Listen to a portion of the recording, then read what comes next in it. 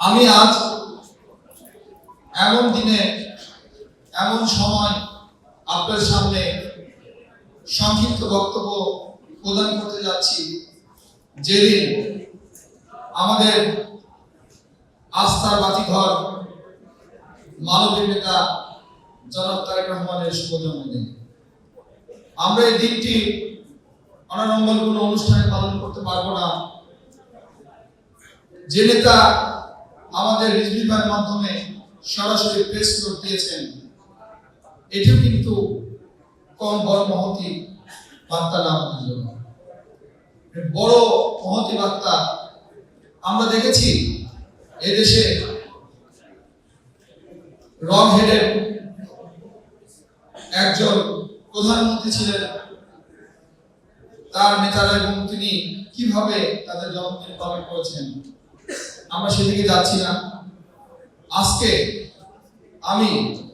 আমরা বিএনপি পরিবারের যে কাজ কর্ম এসব নিয়ে আমাদের বক্তারা কথা বলেছেন, আরো বলবেন আজকে প্রধান অতিথি রিজভি ভাই।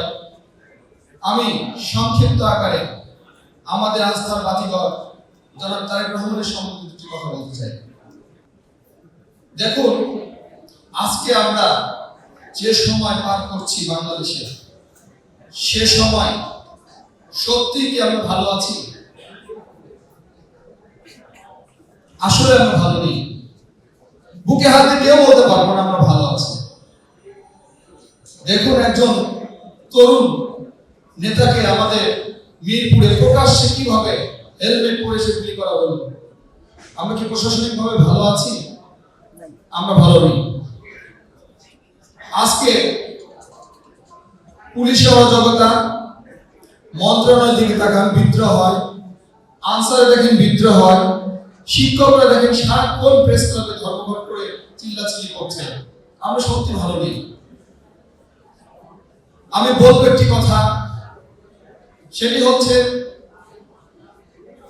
7 নভেম্বর বিপ্লব 7 নভেম্বর শিপা জনতা যেমন আমাদের নয়নের মণি চির অমর শহীদ প্রেসিডেন্ট জিয়াউর রহমানকে বন্দি দশা থেকে মুক্তি করে এদেশে দায়ভার দিয়েছিল।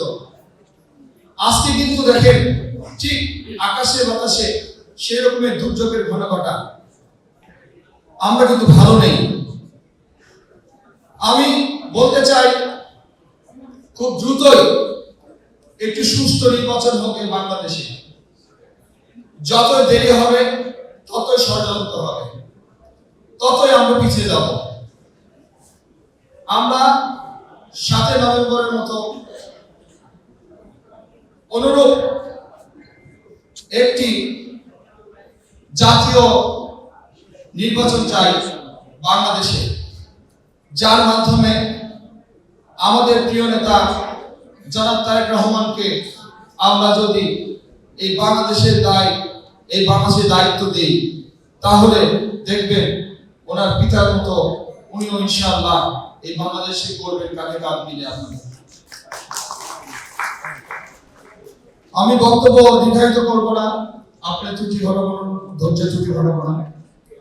আমি শুধু দোয়া চাই আমাদের প্রিয় নেতা খুব দ্রুতই বাংলাদেশে ফিরুক এবং সবার সাথে কাঁধে কাঁধ মিলিয়ে দেশটা গড়ার লক্ষ্যে কাজ করুক। আপনারা সবাই তার জন্য দোয়া করবেন। আমি আমার বক্তব্য এই বলে সংক্ষিপ্ত শেষ করছি। আল্লাহ হাফেজ। বাংলাদেশ জিন্দাবাদ।